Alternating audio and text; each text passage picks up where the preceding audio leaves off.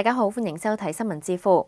西非伊波拉病毒疫情嚴重，幾內亞大約喺2個月前出現首宗個案，至今死亡人數已經增加至超過80人。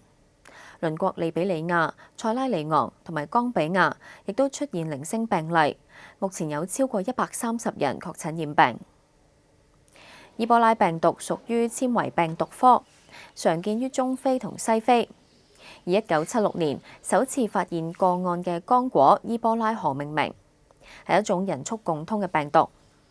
科學家至今仍然未能夠確定病毒嘅源頭，一般相信非洲一種果蝠係病毒嘅自然宿主。呢種病毒可以透過人類嘅血液、體液、分泌物、人體組織或者係糞便傳播。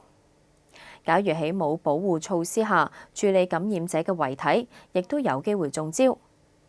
野生動物除咗果蝠、黑猩猩、大猩猩、猴子、森林羚羊都可以係病毒宿主。接觸過受感染嘅動物嘅人就有機會染病。非洲有人將蝙蝠同猴子當作係食物，而某啲地區亦都有送葬腐屍嘅習俗，都為伊波拉病毒提供傳播途徑。伊波拉病毒嘅潛伏期一般係2日至到21日，病毒會攻擊人體內嘅肝細胞、血管內皮細胞同埋吞噬細胞等等。患者可能會出現伊波拉病毒出血熱，其他病徵包括肌肉痛、發高燒、嘔吐、腹瀉、內出血等等。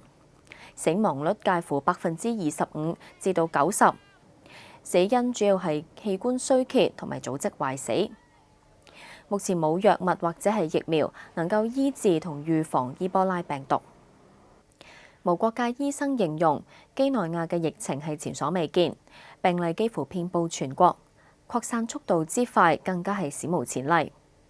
幾內亞過往從未試過有伊波拉疫情，今次爆發嘅病毒屬於5個伊波拉病毒品種當中最具攻擊性同最致命嘅扎伊爾株。死亡率高達90%。無國界醫生話，幾內亞嘅情況同以往唔同，因為過往嘅病例多數喺森林地區嘅偏遠村落，今次就發生喺人口密集嘅地區，而且個案分散，要全面控制難度好大。目前只係知道首都科納克里嘅全部患者感染源頭都係同一個男人，嗰個男人由幾內亞中部到科納克里求診。期間同佢接觸過嘅屋企人同埋醫護人員全部染病，個男人最後亦都不治。伊波拉病毒面世至今已經造成接近1600人死亡。專家話要防疫，最重要係注意個人衛生，做好檢疫同埋隔離措施，唔可以接觸患者或者係屍體。